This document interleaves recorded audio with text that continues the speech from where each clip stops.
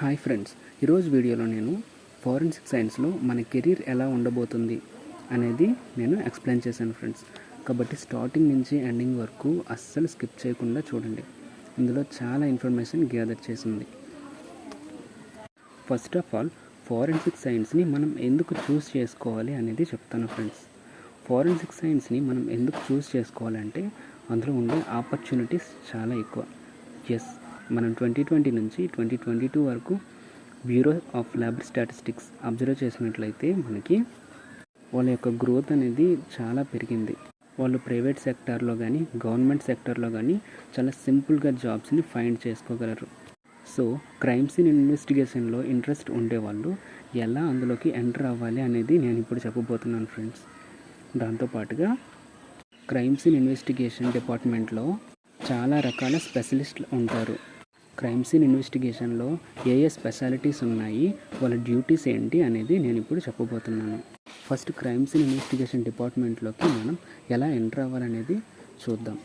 Crime scene ఇన్వెస్టిగేషన్లో certificate, diploma, BSc, MSc, PG diploma, MPhil, PhD కోర్సులు offer చేస్తున్నారు.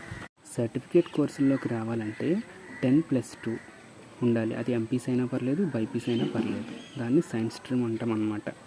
దీని యొక్క డ్యూరేషన్ మనం చూసుకున్నట్లయితే 6 months. తర్వాత డిప్లొమా. ఈ డిప్లొమాకి 10+2 పాస్ అయి ఉండాలి. ఎంపీసీ అయినా పర్లేదు, బైపీసీ అయినా పర్లేదు అన్నమాట. డిప్లొమా మనకి 2 years వస్తుంది. ఒకవేళ మీరు బీఎస్సీ ఫోరెన్సిక్ సైన్స్ చదవాలి అనుకుంటే కనుక మీకు 10+2 సైన్స్ స్ట్రీమ్ ఉండాలి. 70% మెరిట్ అనేది ఉండాలి, మార్క్స్. ఒకవేళ ఎంఎస్సీ ఫోరెన్సిక్ సైన్స్ మీరు చదవాలనుకుంటే graduate degree in relevant science subjects, అంటే మీరు ఏదో ఒక దాంట్లో సైన్స్ స్ట్రీమ్లో ఉండాలి. అంటే మైక్రోబయాలజీ, బయోకెమిస్ట్రీ, పెథాలజీ ఇలా అన్నమాట. లేదు బీఎస్సీ ఫోరెన్సిక్ సైన్స్ ఉన్నా కూడా మంచిది. ఒకవేళ పిహెచ్డి చేయాలనుకుంటే కనుక ఎంఎస్సీ ఫోరెన్సిక్ సైన్స్ లేదా ఎంఎస్సీ కెమిస్ట్రీ ఉండాలన్నమాట. ఒకవేళ ఎండి ఫోరెన్సిక్ సైన్స్ అండ్ టాక్సికాలజీ చేయాలనుకుంటే ఎంబీబీఎస్ లేదా బీడిఎస్ చేసి ఉండాలి.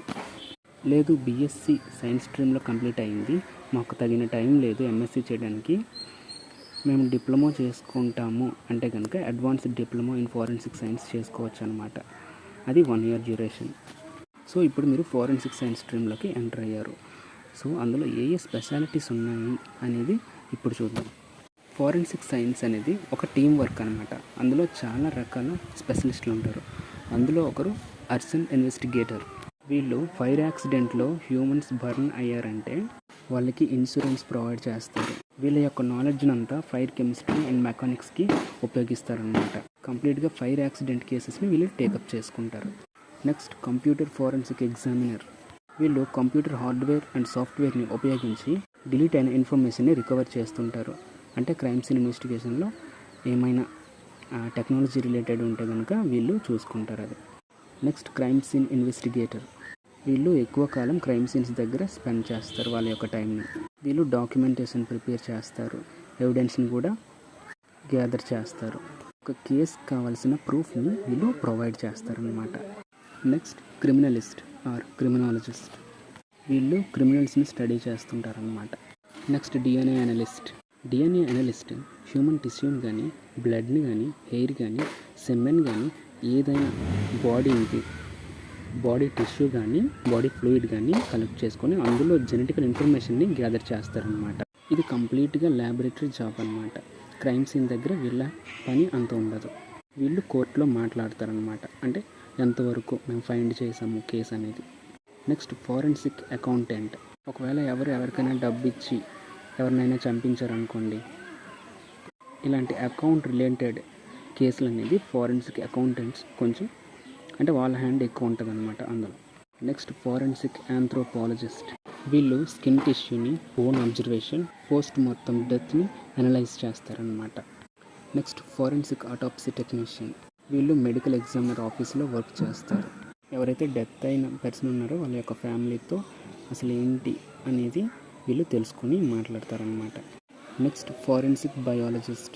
వీళ్ళు బాడీ ఫ్లూయిడ్స్ని, బోన్స్ని, హెయిర్ని, ఇన్సెక్ట్స్ని, ప్లాంట్స్ని, యానిమల్స్ని క్రైమ్ సీన్లో ఏవైతే ఉన్నాయో వాటన్నింటినీ అబ్జర్వ్ చేస్తారు. అంటే లివింగ్ థింగ్స్ ఏవైతే ఉన్నాయో వాటన్నింటినీ అబ్జర్వ్ చేస్తారు. వాళ్ళు లీగల్ కేసెస్లో కంప్లీట్ అనాలిసిస్ ప్రిపేర్ చేస్తారు. Next forensic chemist. వాళ్ళు ఎవిడెన్స్ని ఇన్వెస్టిగేట్ చేస్తారు అండ్ ల్యాబ్ రిపోర్ట్స్ని కూడా వీళ్ళే ప్రిపేర్ చేస్తారు. Next forensic entomologist. వీళ్ళు క్రిమినల్ జస్టిస్లో ఎక్స్పర్ట్స్ అనమాట.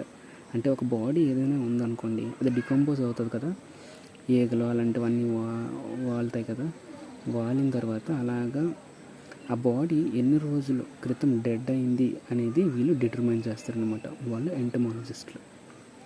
Next forensic investigator. వీళ్ళు ఇంటర్వ్యూస్ని కండక్ట్ చేస్తారు. ఇన్వెస్టిగేషన్ రిపోర్ట్స్ని వీళ్ళు ప్రిపేర్ చేస్తారు. Next forensic medical examiner. వీళ్ళు అన్యూజువల్ ఆర్ అన్యాచురల్ డెత్ని డిటర్మైన్ చేయడం కోసం అటాప్సీ అండ్ బయాప్సీ చేస్తారు. అంటే అటాప్సీకి బయాప్సీకి తేడా ఏంటంటే, అటాప్సీ అంటే ఎవరైతే పర్సన్ చనిపోయారో ఆ పర్సన్కి what is the cause of death దాన్ని డిటర్మైన్ చేసింది అటాప్సీ. బయాప్సీ అంటే ఏంటంటే, ఒక మనిషి బ్రతికుండగా, ఒక లివింగ్ బ్రతికి ఉండగా వాళ్ళకి ఏ రీజన్ వల్ల ఈ డిసీజ్ వచ్చింది అనేది, అంటే ఒక లివింగ్ సెల్ కానీ, ఒక లివింగ్ హ్యూమన్ కానీ, లివింగ్ యానిమల్ ఏదైనా కానీ వాళ్ళకి కట్ చేసి వాళ్ళకి ఎందుకు ఏ రీజన్ వల్ల ఈ డిసీజ్ వచ్చింది అనేది చెప్పేది బయాప్సీ అనమాట. So next forensic nurse. వీళ్ళు వైలెంట్ కేసెస్లో వర్క్ చేస్తారు, abused and rape cases. And వాళ్ళకి ఎవిడెన్స్ని ఎలా గ్యాదర్ చేయాలి, వాటిని ఎలా ప్రజెంట్ చేయాలి కోర్టులో అనేది వాళ్ళకి బాగా తెలుసు. Next forensic nurse examiner. వీళ్ళు బాడీలో ఏ ఏరియాలో డెత్ కాజ్డ్ సైన్స్ ఉన్నాయో వీళ్ళు ఐడెంటిఫై చేసి కోర్టులో చెప్తారు. Next forensic pathologist. వీళ్ళు కూడా అటాప్సిస్ని అండ్ బయాప్సిస్ని కండక్ట్ చేస్తారు. వీళ్ళు లా ఎన్ఫోర్స్మెంట్ ఆఫీషియల్స్తో దగ్గరగా వర్క్ చేస్తారు. వాళ్ళు డెత్కి రీజన్ ఏదైతే వాళ్ళు ఎక్స్పెక్ట్ చేస్తున్నారో ఇవన్నీ లా ఎన్ఫోర్స్మెంట్ వాళ్ళతో మాట్లాడతారనమాట. Next forensic psychologist. వీళ్ళు క్రిమినల్స్ స్టడీ చేస్తారు. దాంతోపాటుగా ఎవరినైతే అనుమానిస్తున్నారో వాళ్ళు ఎలా బిహేవ్ చేస్తున్నారో ఇవన్నీ కంప్లీట్గా వీళ్ళు స్టడీ చేస్తారనమాట. Next forensic scientist. వీళ్ళకి బయోలాజికల్ రీసెర్చర్స్ నుంచి సైకాలజిస్ట్స్ వరకు అన్నీ రావాలన్నమాట. వీళ్ళకి వస్తాయి కూడా. అంటే నేను చెప్తుంది ఏంటంటే, ఫారెన్సిక్ సైంటిస్ట్ అవ్వాలంటే అన్నీ మనకి రావాలి. Next forensic technician. వీళ్ళు ఎవిడెన్స్ని కలెక్ట్ చేసి అనలైజ్ చేస్తారనమాట. అంటే హెయిర్, గ్లాసు ఇలాంటివన్నీ అనమాట, bullets etcetera. Next forensic toxicologist. వీళ్ళు బాడీ పైన ఏదైనా యాసిడ్ కానీ అలాంటివి ఏమైనా వలిగినా ఇలాంటివన్నీ, లేదా ఏదో పాయిజన్ రిలేటెడ్ అనుకో, ఇవన్నీ ఫారెన్సిక్ టాక్సికాలజిస్ట్ చూసుకుంటారనమాట. Next pathology assistant. వీళ్ళకి పెథాలజిస్ట్ ఏవైతే చేస్తారో అటాప్సీ, బయాప్సీ వీటిపైన కంప్లీట్ అవగాహన వీళ్ళకి ఉండాలన్నమాట. కొన్నిసార్లు వీళ్ళు చేస్తారు కూడా.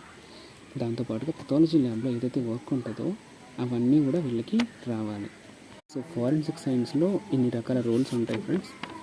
ఒకవేళ ఇందులో ఏది మీకు ఇంట్రెస్ట్ ఉన్నా కనుక మీరు ఇందులో జాయిన్ అవ్వచ్చు. అంటే ఇందులోకి మీరు వెళ్ళొచ్చు అనమాట. మీ లైఫ్ని ఫారెన్సిక్లోకి తీసుకెళ్ళచ్చు. నేను చెప్పిన ఇన్ఫర్మేషన్ మీకు హెల్ప్ఫుల్ అవుతుంది అనుకుంటున్నాను. నెక్స్ట్ వీడియోతో మళ్ళీ కలుద్దాం. బాయ్.